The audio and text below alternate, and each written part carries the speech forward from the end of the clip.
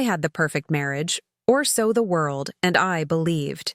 My life was a meticulously curated collection of beautiful moments, staged against the backdrop of our Park Avenue penthouse with its panoramic views of Central Park.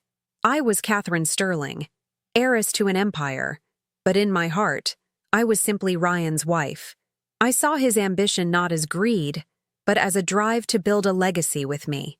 He was the brilliant COO of Sterling Enterprises, the man I trusted with my fortune, my future, and my heart. I adored him with a blindness that only absolute love can afford. And then there was my sister, Chloe, younger, a little lost. I thought she looked up to me. I took her under my wing, gave her a life of comfort, and believed her quiet presence in our home was a sign of familial devotion. My world was built on two pillars of unwavering trust, my husband and my sister. In retrospect, it was a foundation of sand, waiting for the tide to turn. Our future seemed as bright and limitless as the city skyline from our bedroom window. We were a team, the ultimate power couple.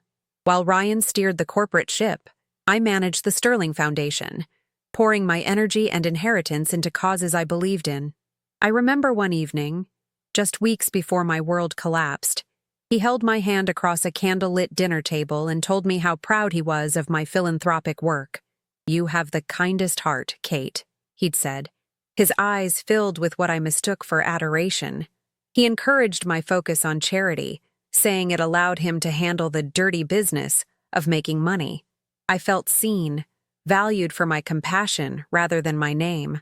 I was so blissfully content in the role of the devoted, supportive wife that I never once questioned the man I was supporting, or the sister who stood smiling by our side. I willingly handed them the keys to my kingdom, never imagining they were already inside, plotting to burn it to the ground. The sharp, pulling pain of my incision was a constant reminder of how close I'd come to the edge. A ruptured appendix, the doctors had said. A matter of hours. But I'd pulled through, and the relief of being discharged from New York Presbyterian was intoxicating. I waved off the driver, wanting to walk the final block to our penthouse myself, picturing the look on Ryan's face when I arrived a day early. I imagined collapsing into his arms, letting his strength be my comfort, the familiar scent of his cologne chasing away the sterile hospital smell. The doorman greeted me with a concerned smile, and the private elevator ascended in a familiar, comforting silence. I stepped into the foyer of my home, expecting the warmth of a life well lived. Instead, the apartment was still, holding its breath. The silence wasn't peaceful. It was heavy, expectant. It was the kind of quiet that precedes a storm, and I, foolishly, was walking directly into its eye. My body ached with a profound weariness, a deep-seated exhaustion that went beyond the surgery. All I wanted was a glass of water before finding Ryan. I moved slowly, my hand instinctively guarding my abdomen, my footsteps muffled by the antique Persian runners lining the long hallway. As I neared the kitchen, a sound broke the stillness. Not a loud noise, but a murmur, the hushed intimacy of whispers not meant to be overheard. My first thought was that Ryan was on a business call, perhaps pacing while he strategized. But this was different. It was softer, conspiratorial. I paused at the kitchen's swinging door, which was slightly ajar. A sliver of the scene within was visible. My heart, which had been beating a slow, steady rhythm of recovery, began to hammer against my ribs. A primal instinct, a cold dread I had never known before, washed over me, telling me to turn back. But I was frozen, compelled to look. Through that narrow opening, my curated world was set ablaze.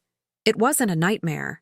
It was a tableau of my ruin, stark and undeniable against the clean, white marble of our kitchen. Ryan, my husband, had my sister, Chloe, pressed against the island where we'd planned our future over morning coffee. His hands were tangled in her hair, and her arms were wrapped tightly around his neck. The kiss was not a fleeting mistake. It was hungry, possessive, a claim being staked in the heart of my home. When he finally pulled back, a smile I didn't recognize stretched across his face. It wasn't the warm, loving smile he reserved for me. This one was sharp, cruel, and dripping with a relief that was utterly terrifying. Then he spoke, and the words he uttered were the bullets that killed the woman I used to be. With her almost dying, I thought our whole plan was shot. But now I can finally be happy. There was no sound. No gasp escaped my lips. No cry of anguish. The air in my lungs turned to glass, sharp and brittle. My vision narrowed to a pinpoint, the vibrant colors of my life bleeding out into a muted, unforgiving gray. His words weren't just about infidelity. They were a confession. My near death wasn't a tragedy to them. It was an inconvenience. My survival was an obstacle to their happiness. In that single, horrifying moment, the love I felt for him didn't just die, it was revealed to have been a ghost all along. I took a step back, then another, my movements unnaturally silent, a predator retreating into the shadows. Confrontation was the furthest thing from my mind. You don't scream at the snakes who have been living in your bed. You don't give them the satisfaction of your pain. You simply observe, you learn their patterns, and you wait for the perfect moment to strike. I made it back to my wing of the penthouse, to the bedroom I'd inhabited as a girl. Long before Ryan's name was anything more than a sound. I locked the heavy oak door, the click of the bolt echoing the final, decisive snap in my soul. The shock receded, and in its place, an arctic calm settled deep in my bones. The physical pain from my surgery was a dull, distant ache compared to the cold, crystalline clarity that now consumed me. They didn't just want me out of the way. They had a plan. They had likely wished for my death. The tears I thought would come never did. They froze somewhere behind my eyes, turning into shards of ice. The naive, trusting Catherine Sterling who walked into that penthouse was gone, and the woman who remained was someone they would never see coming. She wouldn't mourn. She would dismantle. She wouldn't cry. She would calculate. Their declaration of happiness was, in fact, their declaration of war, and I had no intention of losing. Locked inside my childhood bedroom, surrounded by the ghosts of a girl who believed in fairy tales, the pain finally began to crystallize. It didn't manifest as a torrent of tears or a scream of rage that I had to choke back. That would have been a release, a cleansing. This was different. It was a freezing, a slow petrification of my soul. Ryan's words, "Now I can finally be happy," echoed not as an insult, but as a mission statement. Their mission. My near death wasn't a scare. It was a failed opportunity. The realization settled over me with the weight of a granite tombstone. They hadn't just betrayed me. They had wished me erased.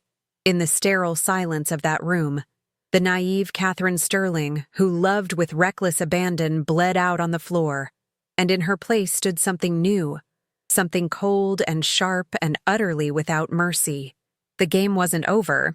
It had just been redefined, and I was finally learning the rules. My mind, once occupied with charity galas and weekend getaways, became a war room. I replayed the scene in the kitchen, not as a wounded wife, but as a strategist analyzing enemy communications.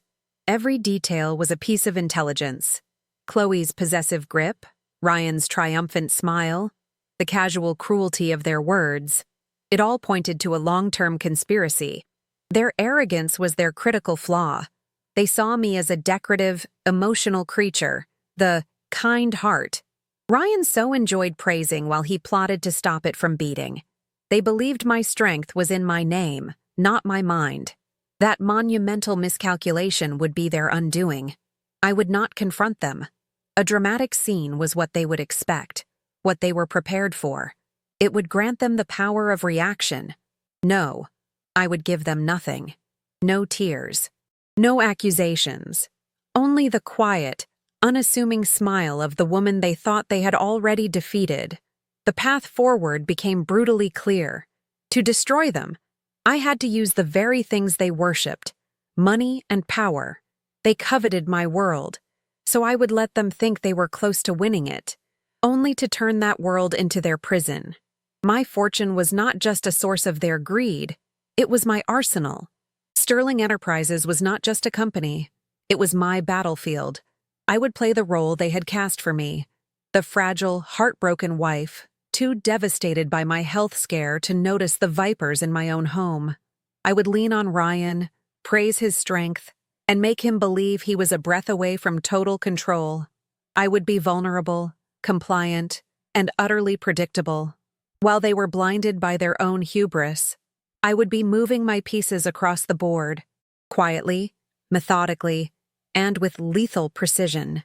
Their happiness was the goal. I would ensure they never knew a moment of it again. My first decision was the most important. I would not act on emotion. Revenge, I understood in that moment, is not a passionate affair. It is a meticulously planned corporate takeover of a person's life. I would gather my allies, starting with Arthur Vance, my father's fiercely loyal attorney who had never trusted Ryan's ambition. I would initiate a silent audit, unearthing the financial rot I was now certain lay hidden beneath Ryan's expansion projects. I would hire the best investigators money could buy to document every sordid detail of their affair, turning their private moments into public evidence. They wanted to build a new life on the ashes of mine. Instead, I would build their gallows with the timber of their own treachery. As I sat there, the first rays of dawn painting the Manhattan skyline in shades of gray, I made a promise. They would fall, not with a loud bang, but with the deafening silence of a complete and total erasure. My war began not on a battlefield, but in the sterile silence of my study with a single, encrypted video call. Arthur Vance, my father's lawyer and the last true loyalist in my empire, appeared on the screen, his face a mask of concerned professionalism. I played my part to perfection. I was the fragile heiress, weakened by surgery, overwhelmed by the complexities of the business. Arthur, I began, my voice intentionally soft, with this health scare, I feel I've been neglectful. I need to simplify things, secure our core assets while I recover. Just some basic housekeeping. I saw the flicker of relief in his eyes. He thought I was finally stepping back. In reality, I was stepping onto the board, ready to clear it. He had no idea the housekeeping I had in mind was a complete and total purge, and he was the first instrument I would sharpen. The next morning, the financial guillotine fell. It made no sound. From my laptop, I accessed the J.P. Morgan Private Bank portal, my authority as the sole signatory on the Sterling Family Trust overriding everything else. With a series of precise clicks, I executed my first strike. All joint accounts were frozen. The limitless American Express black cards issued to Ryan and Chloe were deactivated. A 9-figure sum of liquid capital was transferred into a newly created, impenetrable trust under a name only I and a Geneva banker knew. The narration in my head was cold and clinical. Assets secured, enemy supply lines cut. While they slept, dreaming of the fortune they thought was theirs, I had already seized the entire kingdom, leaving them stranded on a barren island of their own making, with no currency but their rapidly diminishing arrogance. The first ripple of their new reality reached me that afternoon. I watched from my bedroom window as Ryan attempted to pay the florist delivering a ridiculously opulent bouquet, no doubt for Chloe, only to have his card declined. I saw the flash of indignation, followed by confusion, then a cold knot of panic. He stepped away, his voice a low growl into his phone. He would be speaking to a polite bank representative who could only repeat that there was a security hold on the account, one that only Miss Sterling could lift. He looked up toward our penthouse, his eyes scanning the windows. For the first time, I saw a crack in his perfect facade. He was a king who had just discovered his treasury was empty, and he had no idea the thief was the queen he thought he had already dethroned. Psychological warfare requires a more delicate touch. That evening, I presented Chloe with a small, velvet box from Graf. Inside lay a diamond necklace, obscenely expensive and dazzlingly brilliant. "A little something to thank you for being so strong for me," I said, my voice dripping with manufactured sincerity. As I fastened it around her neck, I added the poison. Ryan insisted. He used his annual bonus. He said you deserved it for putting up with everything. I felt her stiffen. I knew, and he knew, that his bonus was a fiction, embezzled directly from a Sterling subsidiary. I had just made Chloe a knowing accomplice, adorning her with the evidence of his crime. She was now bound to his fraud by a chain of diamonds, and the weight of it would soon begin to strangle them both. The first crack in their alliance appeared that very night. I didn't need surveillance to know. The tension radiated through the walls of the penthouse. Later, a discreetly placed recording device in the main living area confirmed my victory. His voice was a venomous whisper. "Are you insane? Flaunting that thing?" Her reply was defensive, laced with greed. It was a gift. Your gift. He couldn't tell her the truth, that the necklace was a liability, a piece of evidence he had foolishly brought into our home. He saw a noose tightening. She saw a trophy she had won. They were no longer partners in a conspiracy. They were two scorpions in a bottle, and I had just given them their first reason to sting each other. Their paranoia was a beautiful, blossoming flower, and I intended to water it daily. With the first seeds of chaos planted, I moved to solidify my legal arsenal. I met with a man from Kroll, a firm whose discretion was as legendary as its results. He was a former federal prosecutor with eyes that missed nothing. I was clear in my instructions. I am not a scorned wife looking for proof of an affair. That is a given, and frankly, irrelevant, I stated, my tone leaving no room for misinterpretation. You will document the misuse of corporate assets. I want a timeline of every dinner at Daniel, every suite at the Carlyle, every gift purchased on a Sterling Enterprises expense account. I am building a case for felony fraud and embezzlement. His affair is merely the narrative. His greed will be the conviction. I wasn't just collecting dirt. I was drafting his indictment. Simultaneously, I leveraged my feigned incompetence in the corporate arena. During a video conference with Arthur and a team of forensic accountants, I projected an air of bewildered concern. I pointed to the financial reports for Ryan's recent global expansion projects, ventures he had championed with immense arrogance. "I'm sure it's my mistake," I said, my voice soft and hesitant. "But these capital outlays, they don't seem to align with the revenue projections. Ryan is a genius with these things, of course. But could you just walk me through it? For my peace of mind." I was a lamb asking the wolves to inspect the flock, but I was guiding their eyes to the one wolf who had been stealing sheep all along. I was using their perception of me as a fragile woman to mask the mind of a corporate predator. The first major obstacle appeared a week into the investigation, a moment that sent a shard of ice through my calm resolve. The Kroll investigator called with an urgent warning. "Mr. Miller is smarter than we thought. Most of the incriminating communication is on a private server, routed through a shell corporation. That server is scheduled for a routine data wipe in less than 48 hours. If that happens, the digital paper trail goes cold." For a split second, the world tilted. My meticulously constructed plan hinged on that data. A wave of cold fury washed over me. He wasn't just arrogant. He was careful. But he had made one fatal error. He had underestimated my willingness to burn my own house down to ensure he was trapped inside. Improvisation became my only weapon. There was no time for subtlety. I had to create a crisis so large it would freeze the entire corporate machine in its tracks. Within the hour, I made a call to the head of Sterling's cybersecurity division, my voice a mask of controlled panic. "I've just been alerted by a personal security consultant of a credible, high-level threat against our network. A potential ransomware attack. We are initiating a Level 1 lockdown protocol, effective immediately. All systems frozen. No exceptions. No data is to be touched, transferred, or deleted until my forensic team gives the all-clear." Ryan would see it as a corporate headache, an inconvenient fire drill.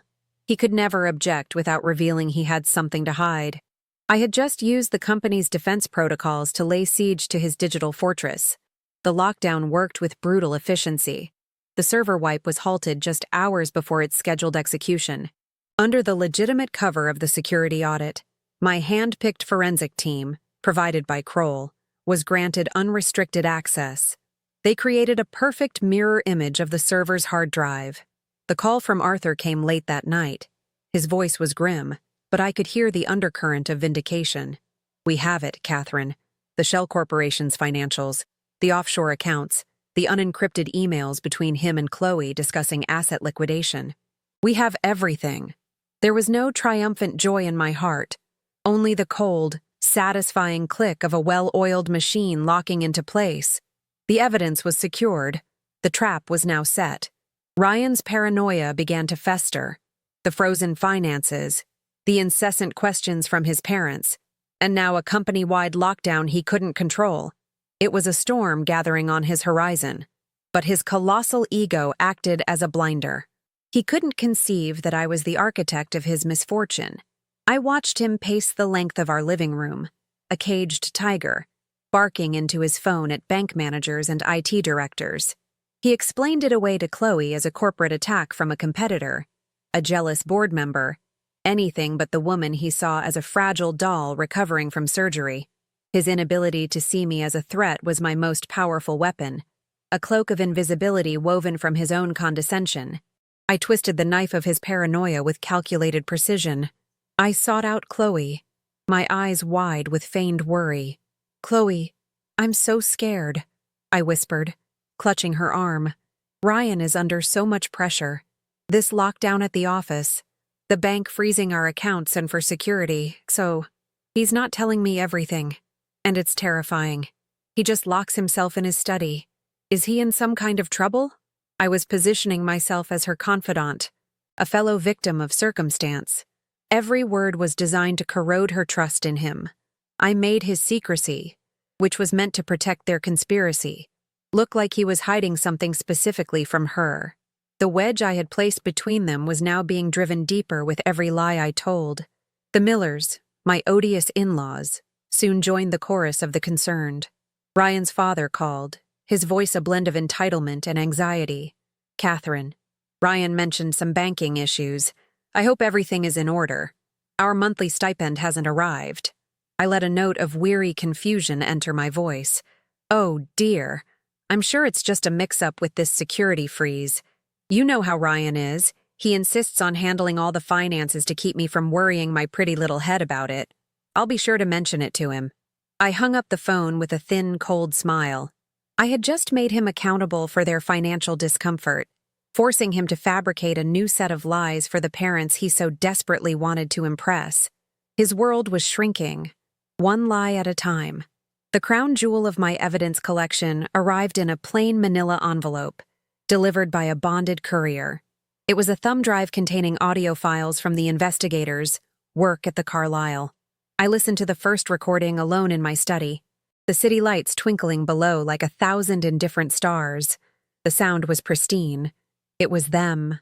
They were laughing about my dramatic illness, my naivete. Then, his voice, dripping with contempt. "Another few months and we can phase her out of the company entirely. A medical leave of absence. She won't even see it coming." And Chloe's reply, a sound of pure, venomous greed. "As long as I get the foundation. I'm so much better suited to be its public face anyway." It wasn't just proof. It was their manifesto, a full confession recorded for posterity. The initial phase of my silent war was complete. The board was set, and my pieces were in position. Their money was gone. Their secrets were mine. And their trust in each other was a decaying ruin. They were prisoners in a jail of my making, pacing the gilded cage of our penthouse, still utterly oblivious to the identity of their jailer. They saw shadows in every corner but never thought to look at the woman sitting quietly in the light, the woman they had dismissed and discarded. They thought the storm was passing. They had no idea the hurricane had already made landfall. And it was me. The quiet part of my revenge was over. Now, it was time for the noise. The pressure I was applying was working, but cornered animals are the most dangerous. They still hadn't identified me as the source of their misery, a testament to their own blinding arrogance. Instead, they saw a vast, faceless conspiracy, a corporate rival or a vengeful board member pulling the strings. I listened, via a strategically placed microphone in a Tiffany lamp, as their whispers in the dead of night turned from conspiratorial to frantic. The lack of funds was a constant, grinding irritant, but it was the forensic audit that had truly terrified Ryan. He was a man watching the walls of his own prison being built brick by brick, and the sound of the trowel-scraping mortar was driving him to the edge of madness. He was no longer a predator.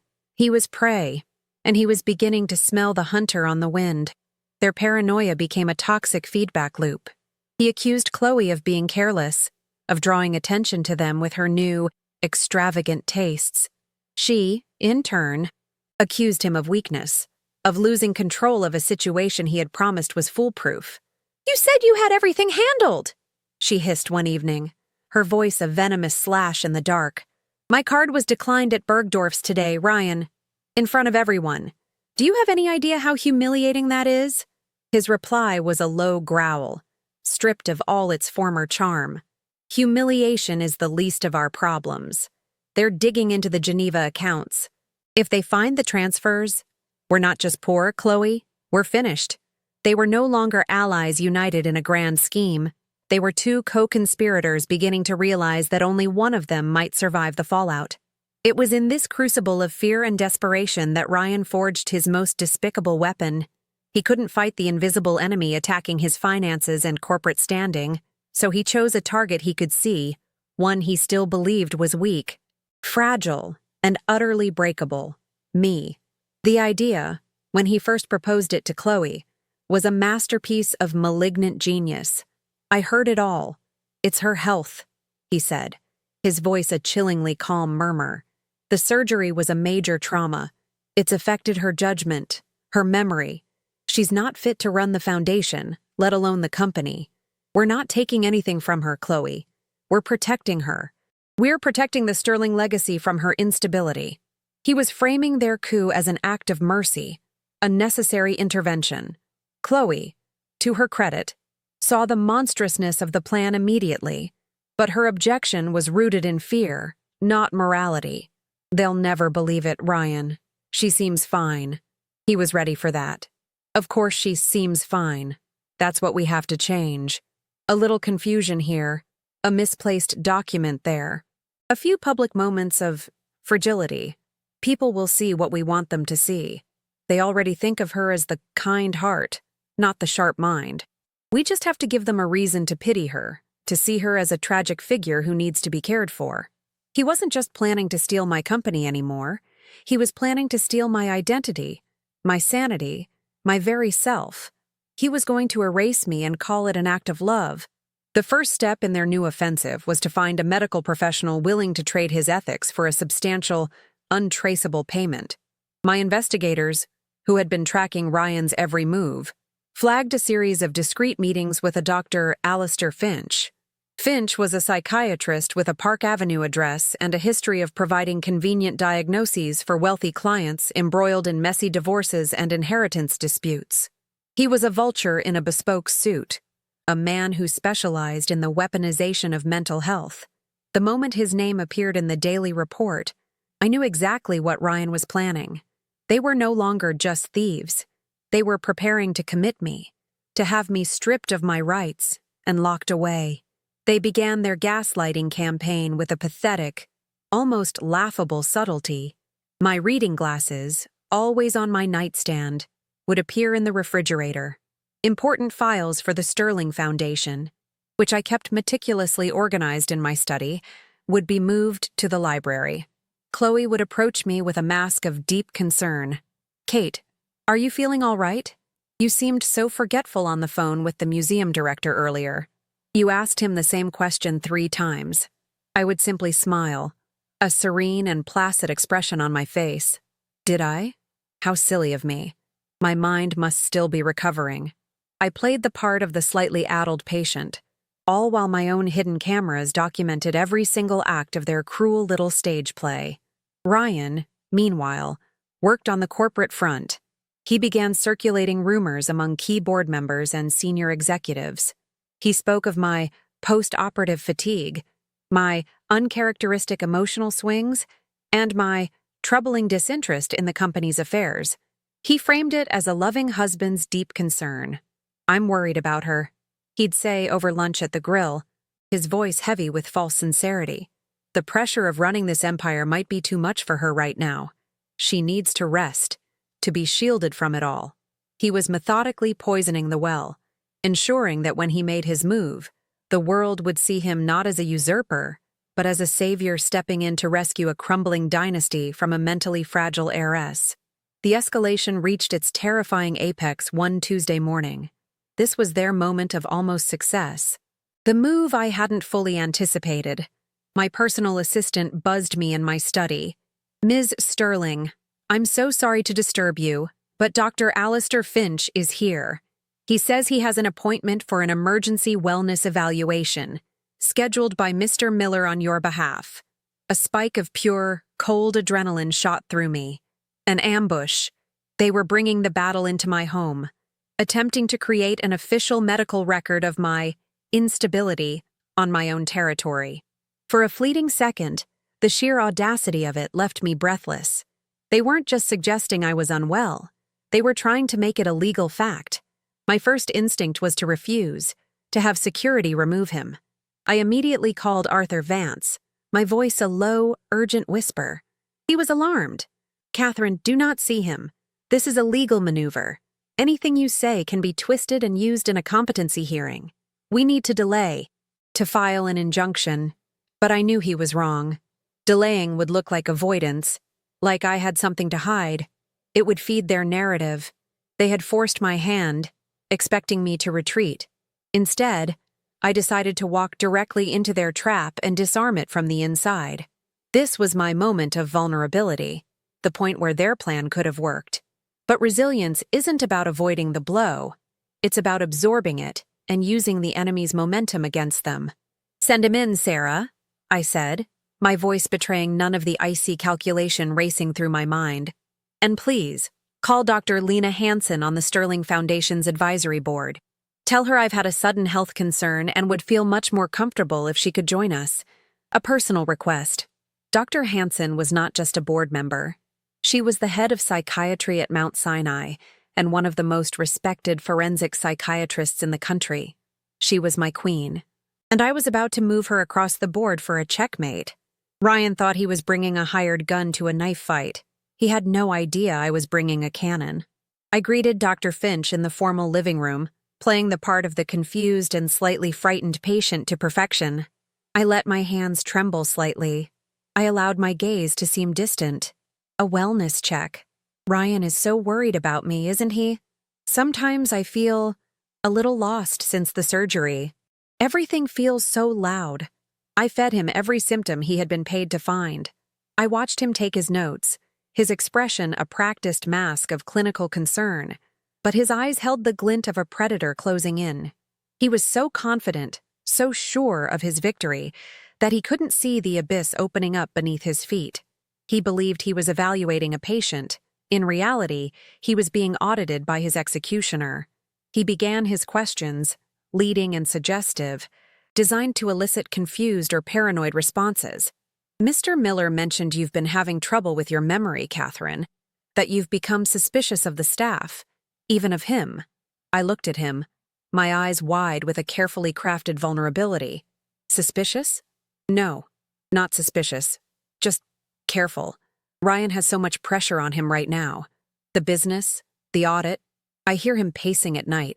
I worry he's in some kind of trouble, that people are working against him. I just want to protect him."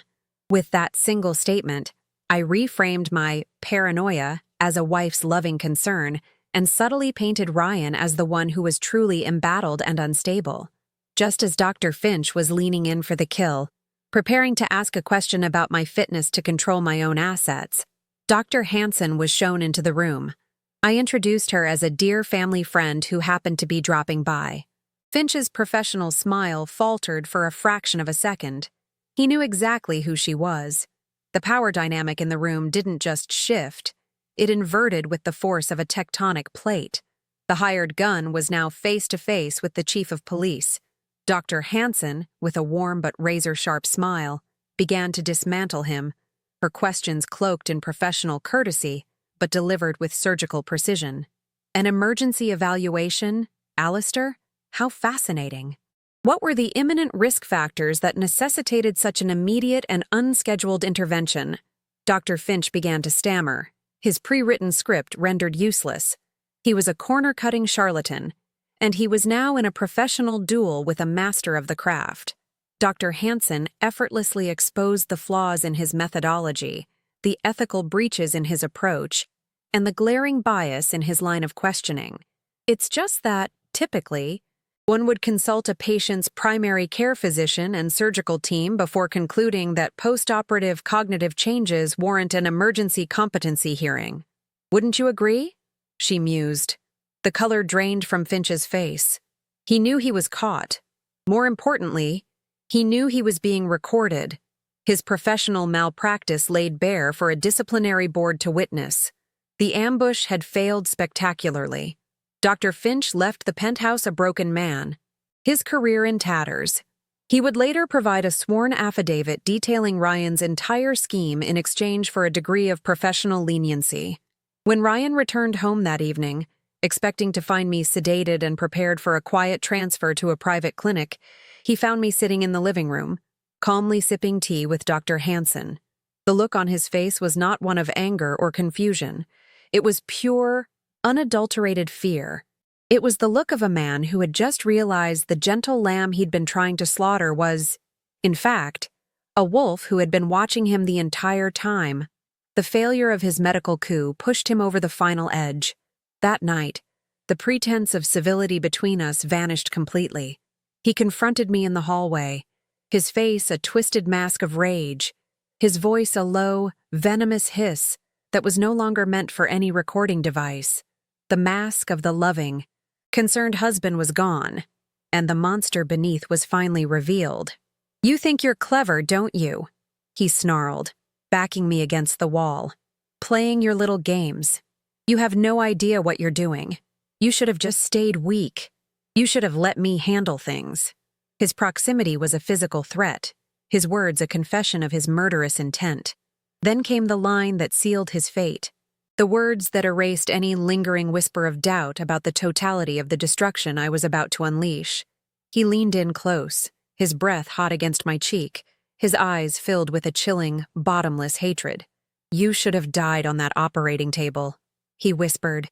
"It would have been so much cleaner."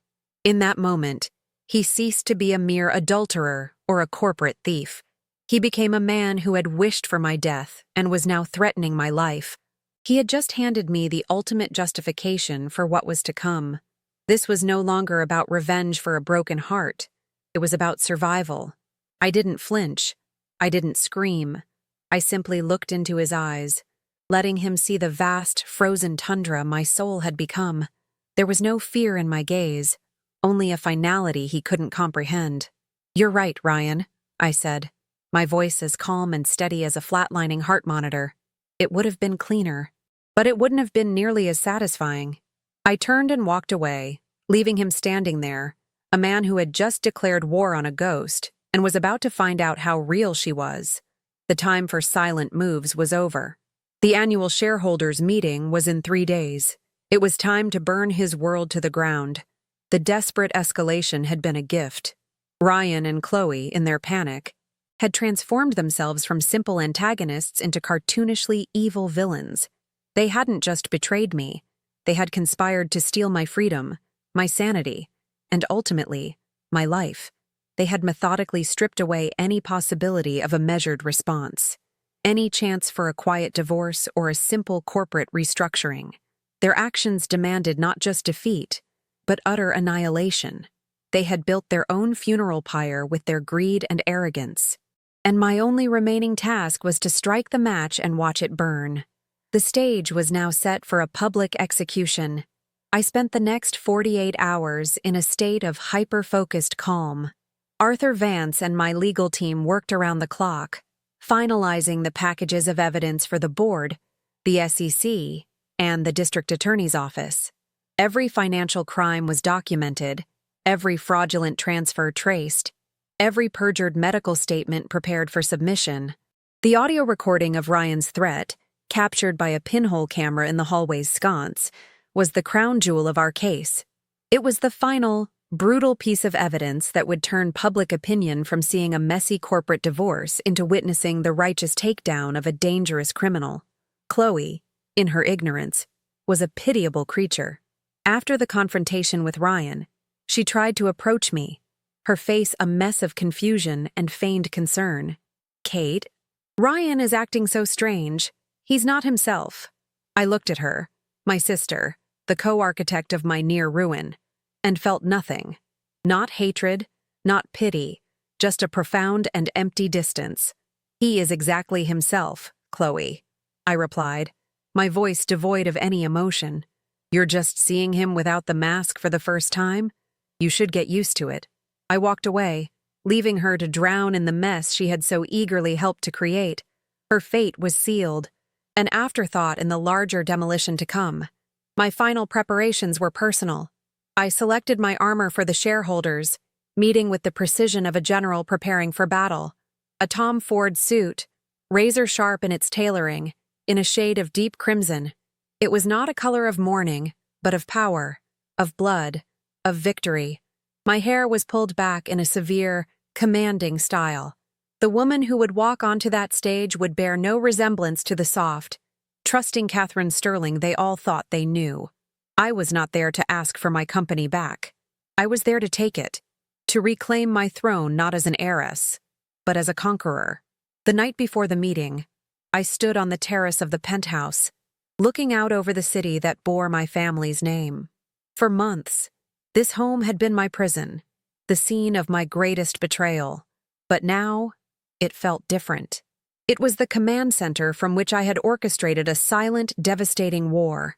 The pain of what had happened was still there, a cold, hard stone in my chest.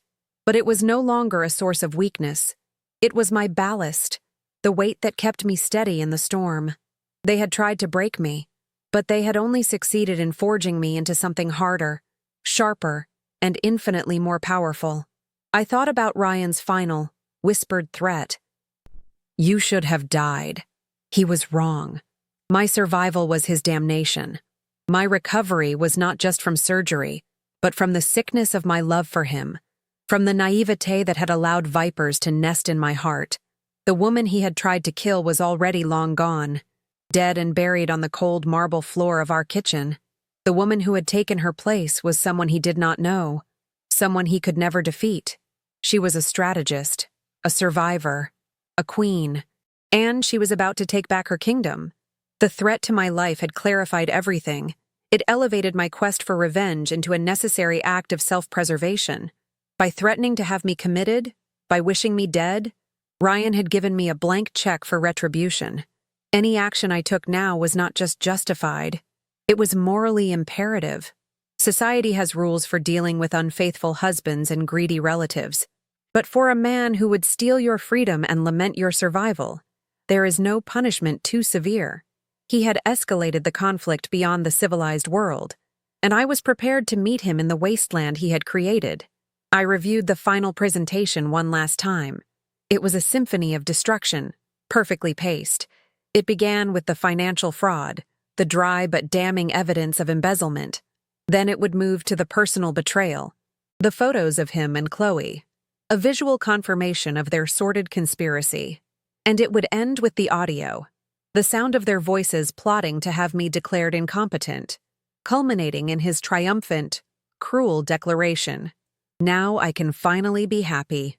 That single line, which had started my journey into the darkness, would now be the very thing that would drag them into it forever. The irony was not lost on me. Ryan's greatest weapon against me had always been my perceived weakness, my kindness, my love. He saw these qualities as flaws to be exploited. He never understood that true strength isn't the absence of vulnerability. It's the ability to transform it into power. My heart, which he had so casually broken, had not shattered into a million pieces. It had instead frozen into a perfect, unbreakable diamond, and I was about to use it to cut him out of my life and my world for good. As the dawn broke over Manhattan, casting long shadows across the city, I felt a sense of profound and final peace. The rage had cooled into purpose. The pain had sharpened into focus. I was not the victim of this story. I was the author of its final chapter. The woman who had come home from the hospital seeking comfort was a ghost. The woman who would walk into the shareholders' meeting was a reckoning. They had wanted to erase me. Instead, I was about to become the only thing they would ever be remembered for: their spectacular and very public downfall. Their desperate moves had been a fatal miscalculation. In trying to secure their victory, they had only guaranteed their utter ruin. By escalating the stakes from infidelity to a threat against my life and liberty, they had removed any and all constraints on my response. They had wanted to play for the entire kingdom, and in doing so, they had forfeited their right to any mercy. The game was over. All that remained was the final, devastating move that would sweep their pieces from the board forever. I looked at my reflection in the dark glass of the terrace doors. The woman staring back was a stranger, her eyes holding a cold light that the old Catherine never possessed. She was calm, controlled, and utterly ruthless. She was a product of their creation, a monster born from their betrayal. And she was ready. The shareholders were assembling. The cameras were ready to roll. It was time for the world to meet the real Catherine Sterling, and it was time for Ryan and Chloe to pay their debts. My loyal ally, Arthur Vance, sent a final, simple text message. "The stage is set." I replied with a single word: showtime. The battle for Sterling Enterprises was about to end, not with a negotiation or a settlement, but with an unconditional surrender. Their desperate escalation had not saved them. It had merely provided the grand finale for their tragedy. They had written the script with their greed and cruelty, and I was simply there to direct the final, explosive scene. The last vestiges of the woman who had loved Ryan Miller were gone. In her place was a CEO, a strategist, and a survivor. The path ahead was clear, uncluttered by emotion or doubt. The destruction I was about to cause was not an act of passion. It was a business decision. They had become a liability, a cancerous growth on my family's legacy, and I was the surgeon who would now excise them with cold, clean precision. Their attempt to declare me mentally unstable was particularly ironic, as I had never felt more sane, more clear-headed in my entire life. As I walked towards the elevator, the clicking of my heels on the marble floor was the only sound. It was a metronome, counting down the final seconds of their old lives. They had underestimated me. They had dismissed me. They had wished me dead. And now, they would face the consequences of their monumental error in judgment. They had wanted me to disappear. Instead, I was about to become the most powerful and unforgettable woman they had ever known. The world was watching, and I was ready to give them a show they would never forget. The ballroom at the Four Seasons was a sea of dark suits and expectant faces, the air thick with the scent of money and ambition. From a side entrance, I watched Ryan take the stage for the annual shareholders' meeting. He was the picture of confidence, his voice smooth and commanding as he spoke of record profits and a bold new future. He painted a picture of a company thriving under his steady hand, even hinting at my extended recovery, with a carefully calibrated tone of loving concern. The audience was eating it up. They saw a devoted husband, a brilliant leader stepping up in a time of crisis. They had no idea they were applauding a thief and a conspirator. I waited for his closing remarks, my heart beating a slow, steady rhythm, the cadence of a war drum. He was about to speak of a new direction, his final move to consolidate power. My new direction, however, was about to intercept his at terminal velocity. As the applause for his speech began to die down, I gave the signal to Arthur. A single spotlight cut through the dimness, finding me as I emerged from the shadows at the back of the stage. A collective gasp rippled through the auditorium. I walked toward the podium, my crimson suit a slash of color against the corporate blue backdrop. The sound of my heels on the stage was the only sound in the cavernous room. Ryan froze, his face a mask of disbelief that quickly curdled into a primal fear. He looked like a man who had just seen a ghost, and in a way, he had. I reached the podium and gently moved him aside, my touch light but firm, an undeniable dismissal. I leaned into the microphone, my voice calm and clear. carrying to every corner of the room. "Thank you, Ryan," I began, a thin, cold smile playing on my lips. "Thank you for taking such good care of my interests. Now, allow me to clarify the company's true new direction." My first slide wasn't a projection of future earnings. It was a complex web of international wire transfers. "For the past 18 months," I announced, my voice devoid of emotion, "Mr. Miller's global expansion project has served as a personal slush fund." I walked the audience through the evidence with the detached precision of a federal prosecutor. Arrows connected Sterling Enterprises accounts to shell corporations in the Cayman Islands, then to private accounts in Geneva. I showed them the receipts for his extravagant gifts, the leases on private jets, the down payment on a villa he'd intended to share with his mistress, all paid for with their investments. The murmurs in the crowd grew into a low roar of outrage. I glanced at the board of directors in the front row. Their faces were pale, their expressions hardening from support into cold fury. Ryan's father, seated beside them, looked as if he'd been turned to stone. The financial data vanished, replaced by a high-resolution photograph that filled the massive screen. It was Ryan and Chloe, my sister, laughing on the balcony of a suite at the Carlyle, a half-empty bottle of champagne on the table between them. Another photo followed, him fastening the Graf diamond necklace around her neck, and another, them kissing, their bodies pressed together in a moment of sordid triumph. Mr. Miller's theft was not just a crime of greed, I continued, my voice cutting through the shocked silence. It was a crime of conspiracy. I saw Chloe in the front row, her face ashen, her eyes wide with horror. She was no longer the smug usurper. She was a girl exposed, stripped bare in front of the world she so desperately wanted to conquer. She looked from the screen to me, her mouth opening in a silent plea. But there was no mercy in my heart. There was nothing left but ice. Then came the masterstroke. "These actions, while despicable, are merely the symptoms of a much deeper malignancy," I said, my tone turning somber. "A few months ago, I suffered a severe medical emergency. My husband and my sister saw this not as a tragedy, but as an opportunity." The auditorium fell completely silent. The screen went black. And then, their voices filled the air, captured in pristine digital clarity by the devices I had hidden throughout our home. The audience heard them plotting, discussing the corrupt doctor, planning the emergency wellness evaluation to have me declared mentally incompetent. They heard Chloe's greedy impatience and Ryan's cold, clinical instructions on how to gaslight me, how to make me seem confused and unstable. They were listening to the blueprint of a premeditated crime against my freedom, and the air in the room grew heavy with their disgust. The audio recording reached its crescendo. I watched Ryan's face, a canvas of pure terror, as he heard his own voice echo through the ballroom, the words that had become my mantra, my fuel, my declaration of war. With her almost dying, I thought our whole plan was shot. But now I can finally be happy.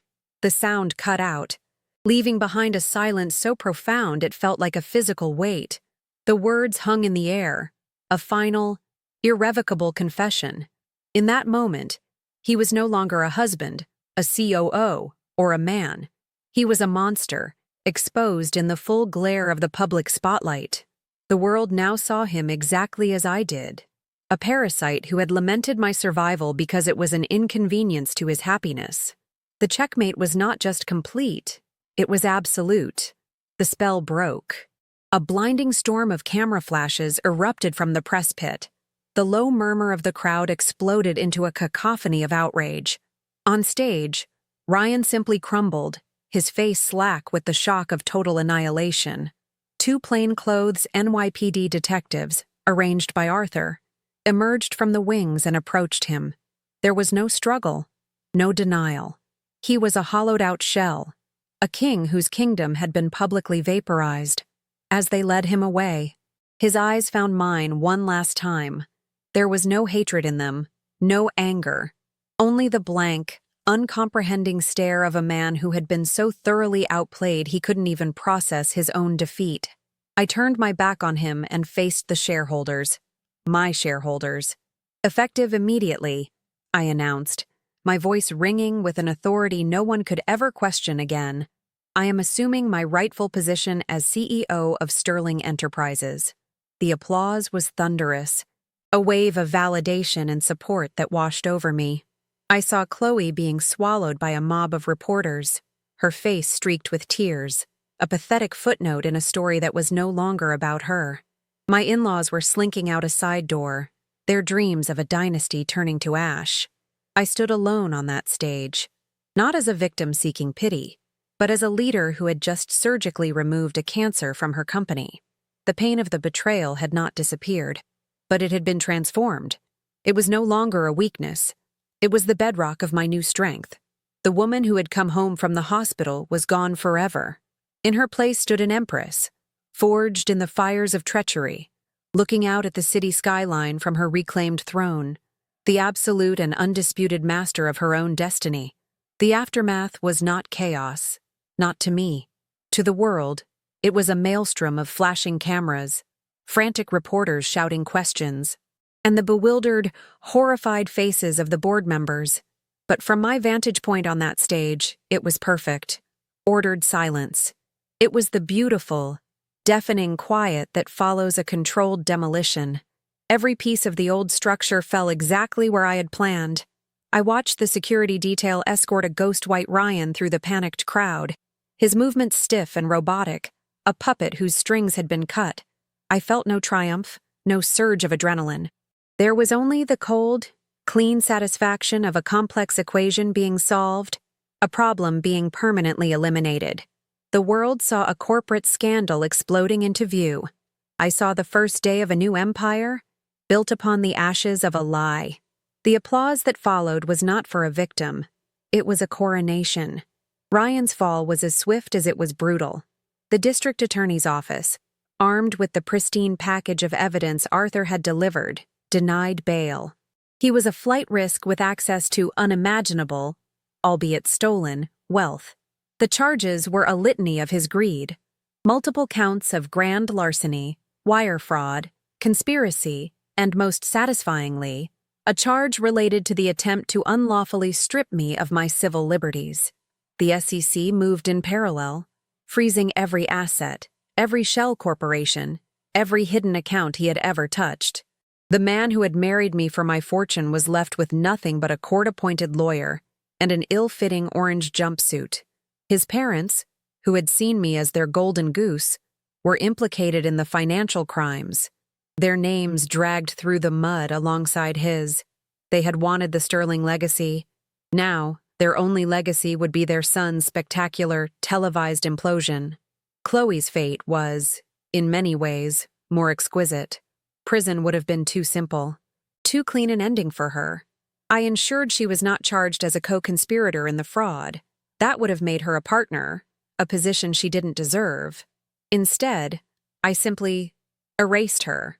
I had her legally disowned, her name struck from the Sterling Family Trust. A press release from the Sterling Foundation announced her immediate removal from the board due to irreconcilable ethical conflicts. Every invitation was rescinded. Every friend she thought she had made evaporated overnight. The diamond necklace I had gifted her was publicly reclaimed as a stolen corporate asset. She was cast out into a world that no longer wanted her, with no money, no connections, and a name that was now synonymous with the vilest form of familial betrayal. She had wanted my life. I left her with no life at all. The Millers, my former in-laws, were rendered obsolete. The monthly stipends, the country club memberships, the chauffeured cars, all of it vanished in an instant. Arthur's legal team was merciless, issuing clawback notices for every gift Ryan had bestowed upon them using embezzled funds. Their home, which had been purchased with a fraudulent loan co-signed by Ryan against Sterling assets, was foreclosed upon. They had been parasites, living a life of luxury on the blood of my family's legacy. I simply cut off their host. Their downfall was quiet, undignified, and absolute. They faded into a suburban obscurity they had spent a lifetime trying to escape, a perfect testament to the fact that when you attach your wagon to a falling star, you burn up on re-entry, It was a simple matter of balancing the books, and their account was now permanently closed. My first day as CEO was not a celebration. It was an assertion of absolute authority. I walked into the Sterling Enterprises headquarters, the building my grandfather had built, and felt the shift in the very air. The executives who had once offered me patronizing smiles now averted their gazes, their faces etched with a new, profound respect that bordered on fear. I didn't call a meeting in the main boardroom. Instead, I had them come to me, one by one, into the CEO's office. My office. I didn't need to raise my voice or make threats. They saw the woman who had publicly executed her own husband's career without blinking. They understood, without a single word being spoken, that the age of the gentle, philanthropic heiress was over. The age of the queen had begun. The corporate cleansing was swift and surgical. Within a week, every executive Ryan had appointed, every sycophant who had enabled his schemes, was gone. I analyzed personnel files and performance reviews with the cold detachment of a military strategist identifying enemy collaborators. There were no golden parachutes, only standard severance packages and a clear message. The old regime was dead. I promoted from within, rewarding loyalty and competence, particularly those whom Ryan had overlooked or underestimated. I installed a new board of directors, led by Arthur Vance, composed of the sharpest, most ruthless minds in the industry. I wasn't just repairing the damage Ryan had done. I was reinforcing the foundations of my empire with steel, ensuring that it would never again be vulnerable to the weaknesses of men like him. Arthur visited me in my office at the end of that first week, a rare, genuine smile on his face. "Your father would be proud, Catherine," he said, looking at me with a newfound sense of awe. "He always knew you had this in you." I looked out at the city skyline, the endless river of lights that represented my birthright. "This wasn't about making him proud, Arthur," I replied, my voice even. "This was about survival. They made the mistake of thinking my kindness was a weakness. They failed to understand that a kind hand can just as easily close into a fist." He simply nodded, understanding that the woman he was speaking to was fundamentally different from the one he had vowed to protect. I no longer needed protection. I had become the fortress. The media narrative was a tool I wielded with precision. My public relations team, the best in the business, crafted a story not of a scorned wife, but of a brilliant leader uncovering a sophisticated corporate conspiracy. I was the Sterling Phoenix, the Iron Heiress. I gave one, and only one, interview to a respected financial journalist. I spoke not of heartbreak, but of fiduciary duty. I discussed corporate governance, shareholder value, and the strategic vision for the future of Sterling Enterprises. I never mentioned Chloe's name. I referred to Ryan only as the former COO. By refusing to engage with the personal drama, I elevated myself above it. I defined my own story, and the world accepted it without question. I was not a woman who had been wronged. I was a CEO who had protected her company. The final act of severance was to purge their existence from my physical space. I sold the Park Avenue penthouse, the stage for their sordid play. I had no interest in reclaiming a territory that had been so thoroughly poisoned. I hired a service to pack and dispose of every item that belonged to Ryan or Chloe, instructing them to donate anything of value to a shelter for victims of domestic financial abuse. A final, ironic twist of the knife.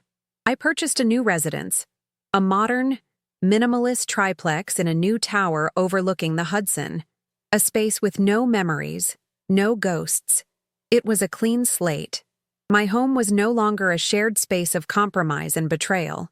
It was my sanctuary, my fortress of solitude, a place where I, and I alone, made the rules. Months later, a final report from my legal team landed on my desk. Ryan had accepted a plea deal to avoid a drawn-out, humiliating trial, 25 years in a federal penitentiary, with no possibility of parole for 17. He would be an old man before he ever tasted freedom again. A footnote in the report mentioned Chloe.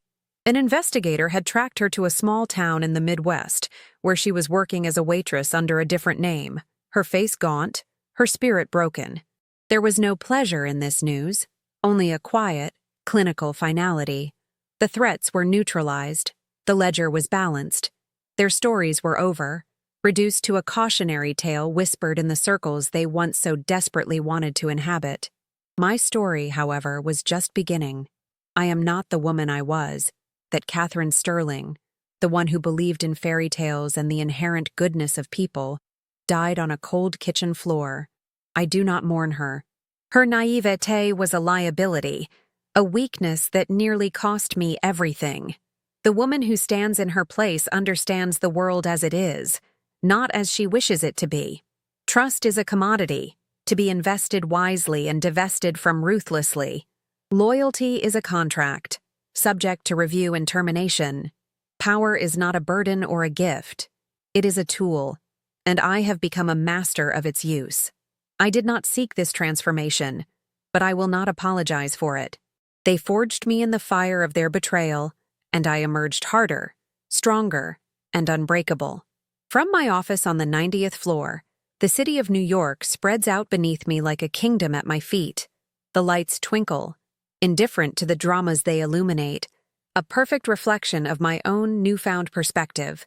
Ryan and Chloe thought my heart was my weakness. They were wrong. It was my greatest weapon. They broke it, and in doing so, they unleashed a force they could never have comprehended. They wanted to erase me from my own life, to take my place at the head of my empire. Instead, I erased them. I am Catherine Sterling, CEO of Sterling Enterprises, and I am the sole architect of my destiny. I am not a survivor, I am a ruler, and my reign has just begun.